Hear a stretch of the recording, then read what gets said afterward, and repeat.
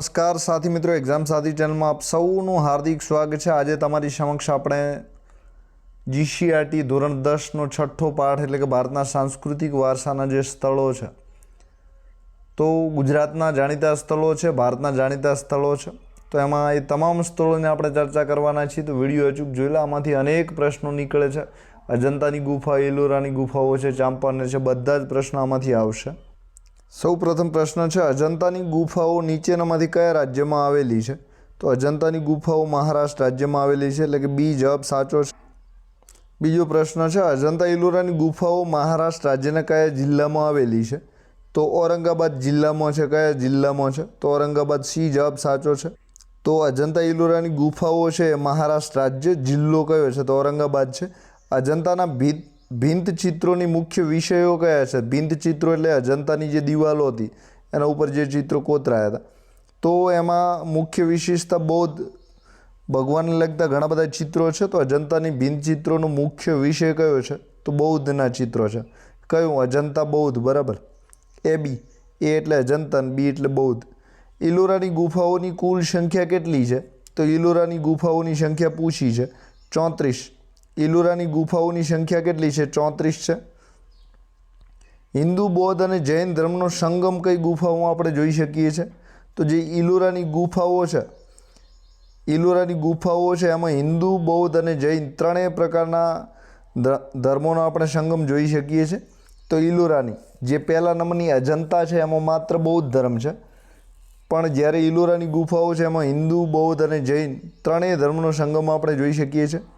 છઠ્ઠો પ્રશ્ન છે, કયા વંશના રાજાઓના સમયમાં ઇલોરામાં હિન્દુ ધર્મની ગુફાઓનું નિર્માણ થયું હતું? તો જે હિન્દુ ધર્મની ગુફાઓ છે એ રાષ્ટ્રકૂટ રાજાઓના સમયમાં ઇલોરામાં બની હતી। તો કયા વંશના રાજાઓના સમયમાં ઇલોરાની હિન્દુ ધર્મની ગુફાઓનું નિર્માણ થયું? તો રાષ્ટ્રકૂટ રાજાઓ। કયા રાજાઓ છે? રાષ્ટ્રકૂટ, ખાસ યાદ રાખજો।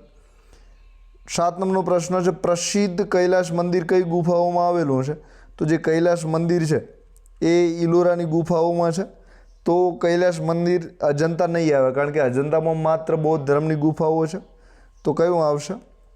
ઇલોરા આવશે। વાઘની ગુફાઓ મધ્યપ્રદેશમાં છે। અમરાવતી જે ગુફાઓ છે એ આપણે જોઈએ આવશે, અમરાવતી રાજધાની પણ બન્યું છે તેલંગાણાનું। પછી અજંતા છે, તો અજંતા મહારાષ્ટ્રના ઔરંગાબાદમાં છે। 8 નંબરનો પ્રશ્ન છે, અજંતાની ગુફાઓની કુલ સંખ્યા કેટલી છે? તો અજંતાની ગુફાઓની સંખ્યા કેટલી છે? 29। અજંતા કેટલી છે? અજંતા 29। અજંતા ઉપરથી 29 રહેશે। ઇલોરા કેટલી છે? ઇલોરાની 34 છે। તો 29 પછી કેટલા આવશે? 34 આવશે। તો અજંતાની ગુફાઓની કુલ સંખ્યા 29, ઇલોરાની ગુફાઓની સંખ્યા કેટલી? 34। હવે 9 નંબરનો પ્રશ્ન છે, તે એક પથ્થરમાંથી કોતરીને બનાવેલ છે, તેની લંબાઈ 50 મીટર, પહોળાઈ 33 મીટર અને ઊંચાઈ 30 મીટર છે, તો એ મંદિર કયું છે? તો કૈલાસ મંદિર છે। કઈ ગુફામાં છે? તો કે ઇલોરાની ગુફામાં છે। તો એક પથ્થરમાંથી કોતરીને બનાવેલું છે। હવે આ વારંવાર પૂછે છે, મહાબલીપુરમનું પૂછે છે આવું, કે રથ મંદિરો કેટલા પથ્થરને? તો કે એક પથ્થરમાંથી કોતરીને બનાવેલ છે। લંબાઈ 50 મીટર છે, પહોળાઈ 30 મીટર છે, ઊંચાઈ કેટલી છે? પહોળાઈ 33 મીટર અને ઊંચાઈ 30 મીટર છે। 50, 33 અને 30 LBHનું જે સૂત્ર આવે છે ઘનફળનું, તો એ યાદ રાખશો તો પણ રહી જશે। તો કૈલાસ મંદિર, બરાબર। હવે એલિફન્ટાની ગુફાઓ ક્યાં આવેલી છે? તો એલિફન્ટાની ગુફાઓ પણ જે છે એ મહારાષ્ટ્રમાં આવેલી છે, એટલે કે અરબ સાગરમાં। ક્યાં છે? તો એલિફન્ટાની ગુફાઓ છે અરબ સાગરમાં છે। 10માં સી જવાબ સાચો છે।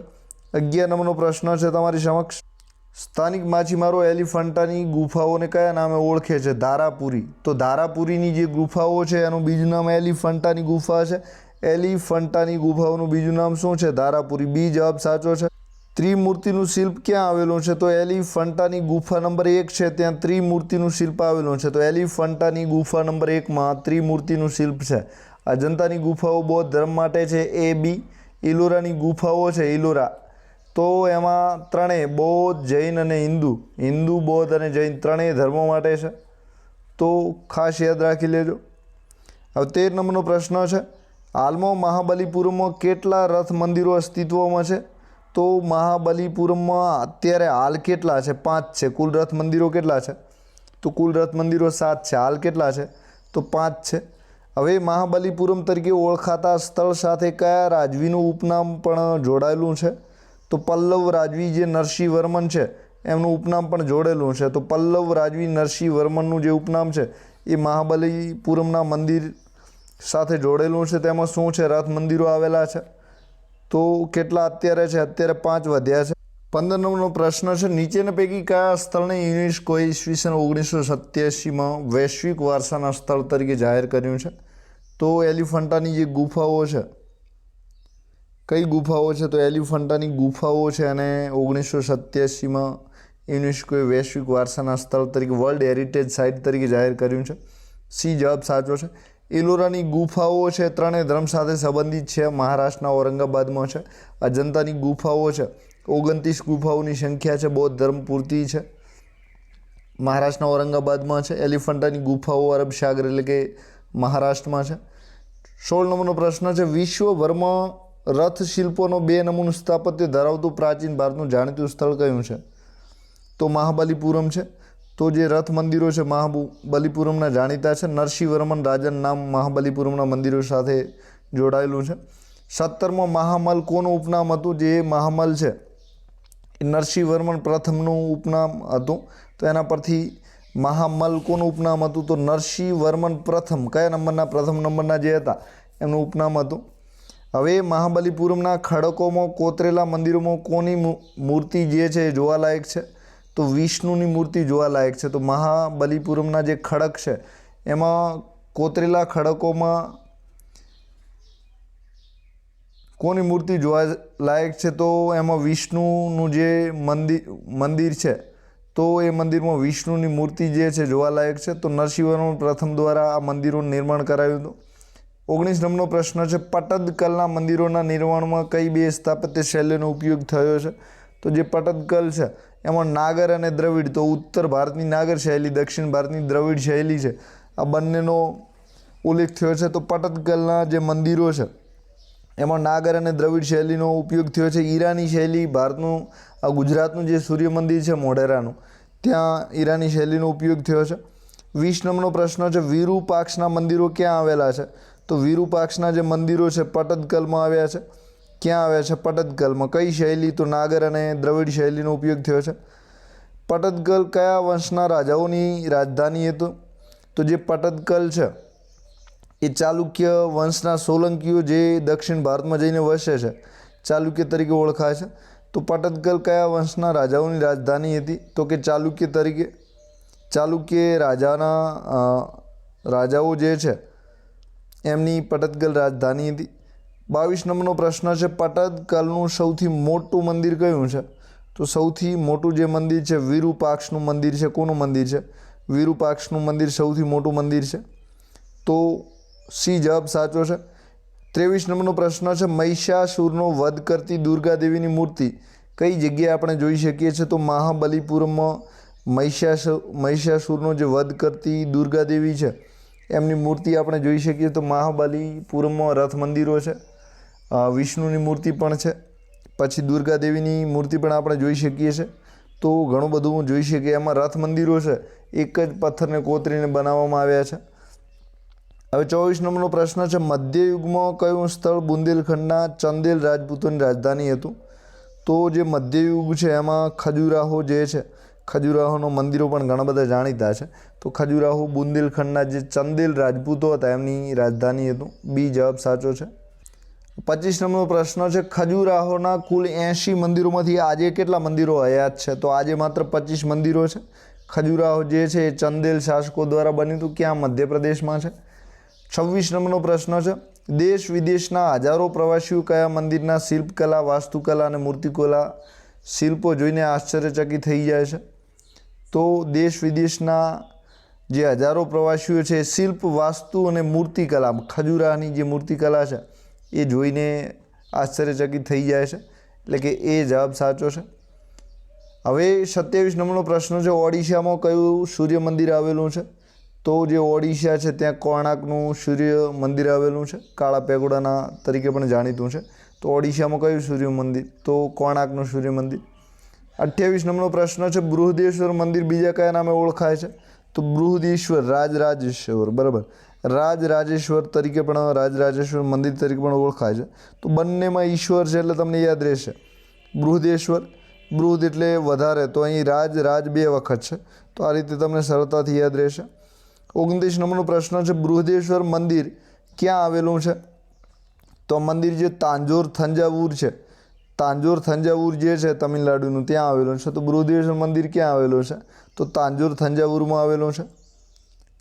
હવે પટદકલમાં વિરુપક્ષના મંદિરો આવેલા છે. કોણાર્કમાં સૂર્ય મંદિર આવેલું છે. હવે 30 નંબરનો પ્રશ્ન છે, ખજુરાહના મંદિરો કયા રાજાઓએ બંધાવ્યા હતા? તો જે ચંદેલ રાજપૂત રાજાઓ હતા એમણે આ ખજુરાહોના મંદિરો બંધાવ્યા હતા. તો બુંદેલખંડના ચંદેલ રાજાઓ, બરાબર, બુંદેલખંડના કયા રાજાઓ? ચંદેલ રાજાઓ. 31 નંબરનો પ્રશ્ન છે, ખજુરાહોના મંદિરોની સ્થાપત્ય શૈલી કઈ છે?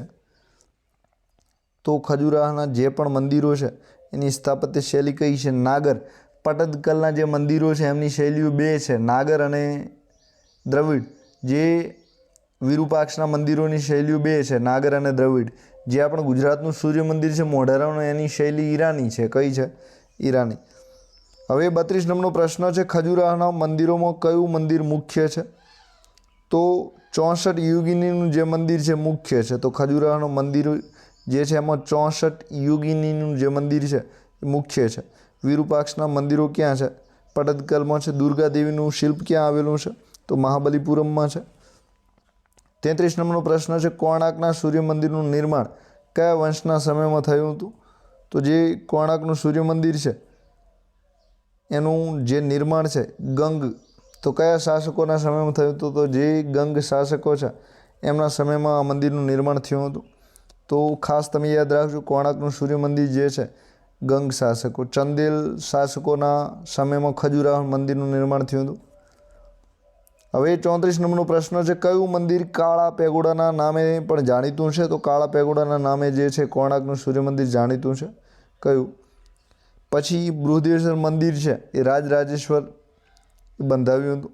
હવે 35 નંબરનો પ્રશ્ન છે, કુતુબ મિનારની ઊંચાઈ કેટલી છે?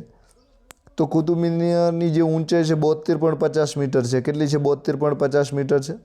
72.5 મીટર. ખાસ યાદ રાખજો, 72.50. કુતુબુદ્દીન ઐબકે શરૂ કરેલ કુતુબ મિનારનું બાંધકામ કોણે પૂર્ણ કરાવ્યું હતું? તો આ જે બાંધકામ છે એ ઇલ્તુમિશ દ્વારા પૂર્ણ થયું હતું.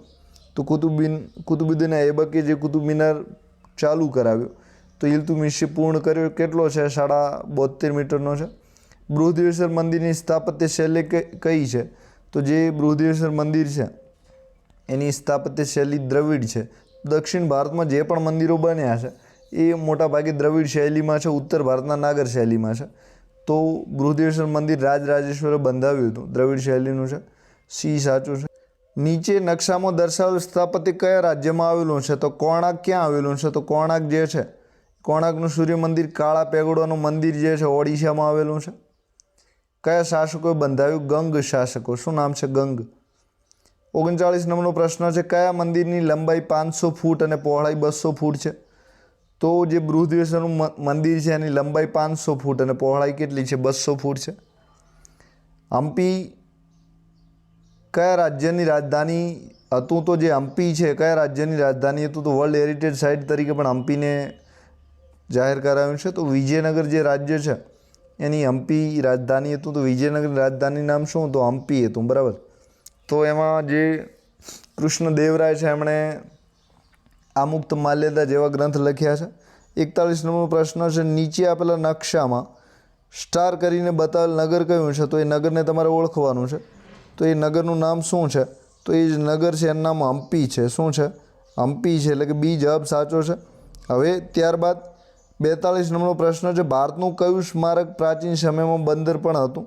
તો જે મહાબલીપુરમ છે એ બંદર તરીકે પણ જાણીતું હતું. તો ભારતનું કયું સ્મારક બંદર હતું? તો મહાબલીપુરમ. હવે હમ્પી છે એ વિજયનગરની રાજધાની હતું. જે પટદકલ છે એમાં વિરુપાક્ષના મંદિરો જાણીતા છે. ખજુરાહો જે છે ચંદેલ શાસકોની રાજધાની પણ હતું. મહાબલીપુરમ બંદર પણ હતું. હવે 43 નંબરનો પ્રશ્ન છે, હુમાયુનો મકબરો ક્યાં આવેલો છે? તો હુમાયુનો જે મકબરો છે દિલ્હીમાં આવેલો છે. ક્યાં છે? દિલ્હીમાં છે. હુમાયુના મકબરાનું નિર્માણ કોણે કરાવ્યું હતું? તો હમીદા બેગમ જે છે તો હુમાયુના મકબરાનું જે નિર્માણ છે હમીદા બેગમે કરાવ્યું હતું. એની બેનનું નામ શું હતું? હુમાયુન બેનનું નામ શું હતું? ગુલબદન બેગમ હતું. એમણે હુમાયુન નામા તરીકે જે છે ગ્રંથ પણ લખ્યો હતો. 45 નંબરનો પ્રશ્ન છે, શાહજહાંએ જિંદગીના આખરી દિવસો કયા કિલ્લામાં વિતાવ્યા હતા? તો શાહજહાંએ આગ્રાનો જે કિલ્લો છે, આગ્રાના કિલ્લામાં જિંદગીના આખરી દિવસો વિતાવ્યા હતા. આગ્રાનો કિલ્લો કયા મુગલ બાદશાહે બંધાવ્યો હતો? તો આગ્રાનો જે કિલ્લો છે એને અકબરે બંધાવ્યો હતો. તો આગ્રાનો કિલ્લો કોણે બંધાવ્યો હતો? તો અકબરે બંધાવેલ આગ્રાના કિલ્લામાં કયો મહેલ બંધાવ્યો હતો? તો જે મહેલ છે એનું નામ શું હતું? જહાંગીરી મહેલ. તો અકબરે જહાંગીરી મહેલ જે છે એ આગ્રાના કિલ્લામાં બંધાવ્યો હતો. તો સી જવાબ સાચો છે. 48 નંબરનો પ્રશ્ન છે, હુમાયુના મકબરાનું નિર્માણ કઈ સ્થાપત્ય શૈલીમાં થયેલું છે? તો જે હુમાયુનો મકબરો છે એ ઈરાની સ્થાપત્ય શૈલીમાં બન્યું છે. ઈરાની કઈ? તો કે 48માં બી જવાબ સાચો છે. હવે અકબરે આગ્રાનો કિલ્લો ક્યારે બંધાવ્યો હતો? તો જે આગ્રાનો કિલ્લો છે એ ઈસવીસન 1565માં. આગ્રાનો કિલ્લો ક્યારે બન્યો હતો? ઈસવીસન 1565માં બન્યો. તો ડી જવાબ સાચો છે. આગ્રાના કિલ્લામાં કઈ સ્થાપત્ય શૈલીઓનો સ્પષ્ટ છાપ જોવા મળે છે? તો જે આગ્રાનો કિલ્લો છે એમાં હિન્દુ અને ઈરાની એ બંને શૈલીઓને મિશ્રણ કરીને આગ્રાનો કિલ્લો બનાવવામાં આવ્યો છે. તો હિન્દુ અને ઈરાની. તો આપણે આવા ઘણા બધા વિડીયો તમારા માટે બનાવી દીધા છે. તો આ વિડીયો જે છે અચૂક જોઈ લેજો. જીસીઆરટીના પાઠ્યપુસ્તક આધારિત સંપૂર્ણ એમસીક્યુ નીકળી રહ્યા છે. તો આ વિડીયો તમારે છે કોન્સ્ટેબલની પરીક્ષા છે, ધોરણ 10ની પરીક્ષા છે, ટાટની પરીક્ષા છે, બધામાં ખૂબ ઉપયોગી થશે. તો એક વખત અચૂક જોઈ લેજો. આપ સૌનો આભાર. Thank you very much.